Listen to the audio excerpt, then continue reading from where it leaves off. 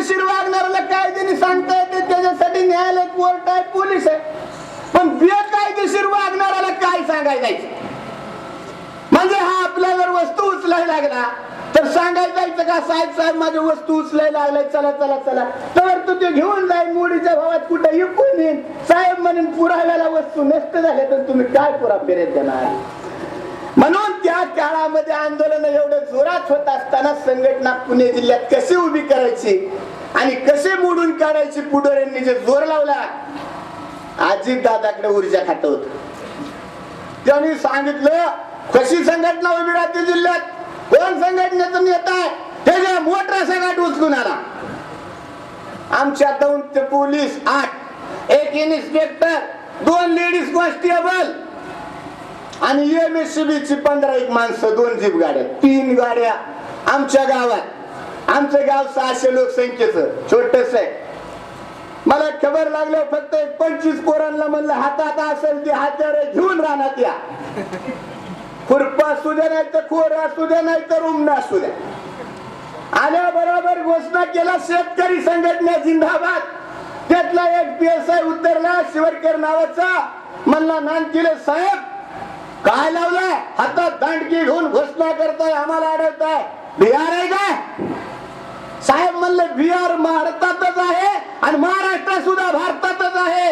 घटना भारतासाठी एक झालेले, बिहारच्याच लोकांनी दरोडेखोराला अडवायचं आणि महाराष्ट्रातले अडवायचं नाही, असं कुठं घटनेत मी वाचलेलं नाही. तुम्ही जरा अभ्यास नीट केला नाही, कुणाच्या तरी हैऱ्याच्या फोनवर आलेला आहे तुम्ही. तुमच्या हातात न्यायालयाचा आदेश आहे का? तुम्ही कशा करता आलाय? म्हणले तुमचं वीज बिल थकलंय ते वसूल करायला, तुम्हाला कधी परमिशन दिली? म्हणले त्याच्यासाठी हिंदुस्थानात न्यायालय नावाची संस्था आहे, तिच्यात जायचं, माझी वसुलीचा आदेश काढायचा. जमीन जप्त केली तर मी अपीलात जाईन, अपील मंजूर नाही झालं तर जमीन जाईल. तुम्हाला काम नीट करा एवढं मी सांगतोय. नाही नाही जमणार म्हणले, आम्हाला वसुलीला पाठवलंय. लगा म्हणले तुमची नाही वसुली, नीट बोला. भारताची कायदा काय झाला?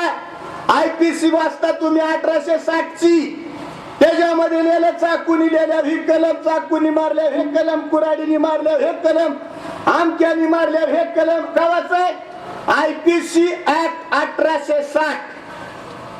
18व्या शतकात इंग्रज होते. 1950 ला घटना आली, त्यानुसार मी मालक झालो माझं रक्षण करण्याला.